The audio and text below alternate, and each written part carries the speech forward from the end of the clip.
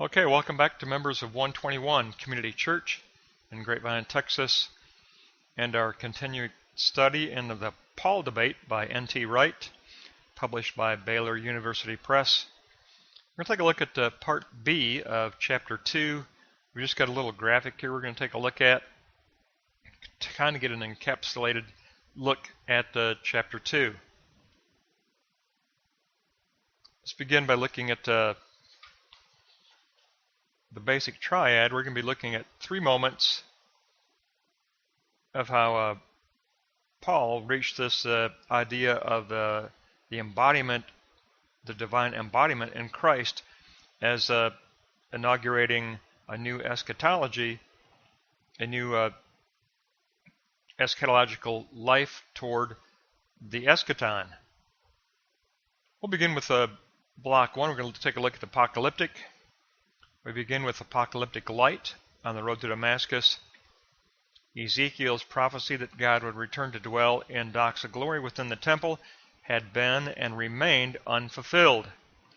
Isaiah had also, in Isaiah 40, 5-11, written of God's return in doxa glory to the temple. After Paul was washed in apocalyptic light, along with the scriptures of the Torah that were memorized within him, he takes up a new exegetical method, which is called into play by the risen Christ, who he confronts on the road to Damascus, and this becomes his lens of interpretation. Paul places the risen Christ within the Deuteronomy text of 6:4 of one God and one Lord, firmly places Jesus Christ within his Jewish monotheism, and takes up this apocalyptic washing of the Word and the washing of the Torah as the inauguration of his re-education concerning the Messianic hope. On block 2, we take a look at legizimi, or calculating exegesis. Apocalyptic light starts being filtered through Paul's new exegetical method as logizimi. There's a new logic. Internally, Paul practices a legizimi of calculating thought process of anamnesis recollection, which means that he must interview James and Peter at some point and probably examine the Q document of Jesus' sayings at some point also to assist in his re-education. He posits a new notion. Paul posits the notion of kenosis, self-emptying for Jesus Christ, for the pre-existing divine Son, as an essential aspect of God's new way of dwelling in the church, through the kenosis, self-emptying of Jesus Christ. He rewrites Israel's story and creates the new story. Paul rewrites the implicit story of Israel and what it means to dwell with us in light of 2 Samuel 7. Paul forms a high Christology very early on in the church's development, understanding divine presence as new spiritual exodus, and also taking up that concept of parousia.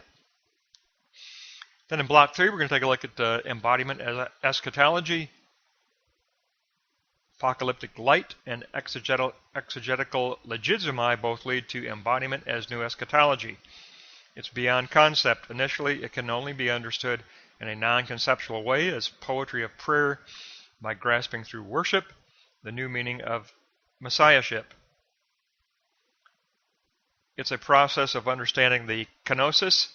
The new eschatology unfolds in the realm of the Spirit as an ongoing God with us in his rescue of kenosis, his rescue of the Son who empties himself of his equality of divinity and takes up that kenosis even unto the curse of the cross.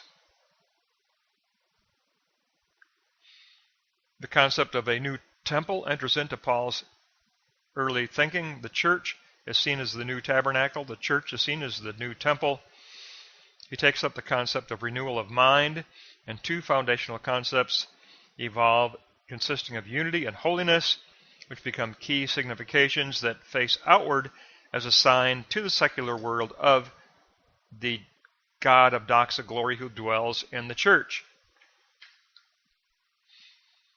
And he takes up the new concept of parousia, As early as AD 51, Paul introduces the concept of parousia, advent, of the coming of Jesus Christ as the fulfillment of the promised returning doxa glory of God.